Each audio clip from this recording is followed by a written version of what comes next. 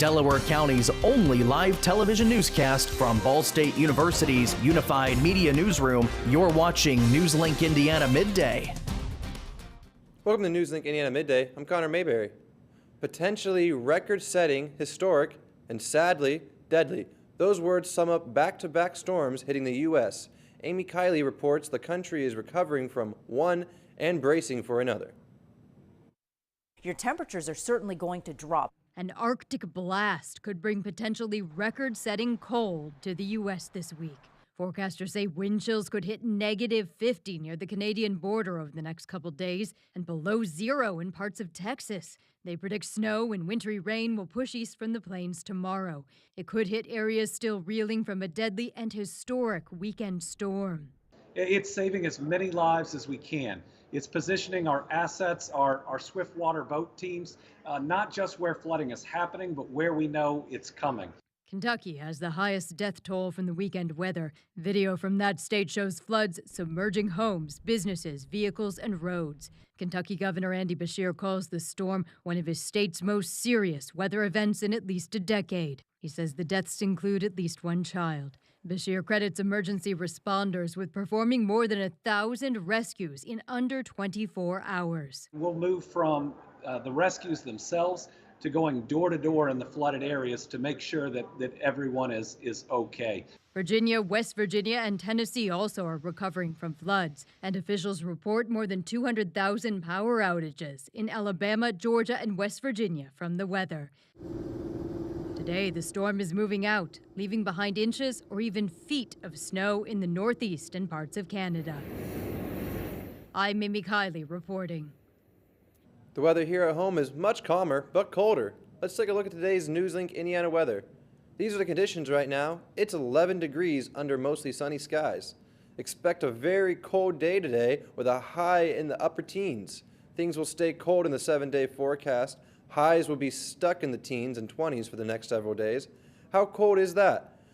Our average high is around 40 this time of year. We're now just one day away from the highly anticipated negotiation between the U.S. and Russia about its conflicts in Ukraine, set to begin on Tuesday in Saudi Arabia. Officials say they'll play a key mediation role, and U.S. President Donald Trump confirms Sunday that Ukraine's President Vladimir Zelensky will be involved. A Kremlin spokesman says the talks could signal a big change to take place in the relations between the U.S. and Russia. CNN Fred Plitjin is in Moscow with more. The Russians remain very optimistic as far as those talks are concerned that are set to take place in Saudi Arabia this coming week between Russia and the United States to try and hammer out an agreement to end the war in Ukraine. But the Russians seem to believe that in general, relations between Russia and the United States could go into a new era and get a completely new dynamic. The spokesman for the Kremlin, Dmitry Peskov, on Sunday said that he believes in the future there is going to be dialogue between the United States and Russia rather than confrontation under the Trump administration, and that also the two administrations will be speaking about peace, as he put it, in the future. Dmitry Peskov also said that he believes that President Trump's views on Russia should be endorsed by every sound-minded person, as he put it. So clearly, the Russians certainly putting a lot of stake into President Trump and what he's done so far in trying to get U.S.-Russian relations back on track. Now, the Russians, though, have made no secret of the fact that they believe that negotiations to end the war in Ukraine certainly won't be easy. They have said that they don't want to negotiate, for instance, about that pocket that the Ukrainians control on Russian territory in the Kursk region. They say they want to take that territory back. And then, of course, there is the question of all the territory that the Russians currently occupy on the Ukrainian side of the border. At the same time, the Russians also, after a phone call between Secretary of State Marco Rubio and Russian Foreign Minister Sergei Lavrov on Saturday, in a readout, seemed to indicate that all of this could be a larger reset between these two nations. They said that the Secretary of State and the Russian foreign minister spoke not only about a possible agreement to end the war in Ukraine, but possible that there could also be talks about, for instance, sanctions relief and economic cooperation between the United States and Russia in the future. So clearly, there's a lot of dynamic right now here in political Moscow, and certainly a lot of optimism that Russia could be in a very good place with the United States fairly soon. Fred Pleitgen, CNN, Moscow. Elon Musk's Department of Government Efficiency wants access to Internal Revenue Service's highly sensitive taxpayer data system. The IRS, which contains private data on millions of American tax returns, Social Security numbers, and banking information, is the latest agency to be targeted by DOGE as it seeks to significantly reduce the size of the federal workforce and root out its characterized as waste, fraud, and abuse within the government. Movies and donuts, what a pair! Donut chain Krispy Kreme is now partnering with the streaming platform Hulu starting Monday. The donut company is now offering a collection of donuts inspired by tastes of the classic cinema. We are talking about a caramel popcorn donut, which has a crunch to it like popcorn.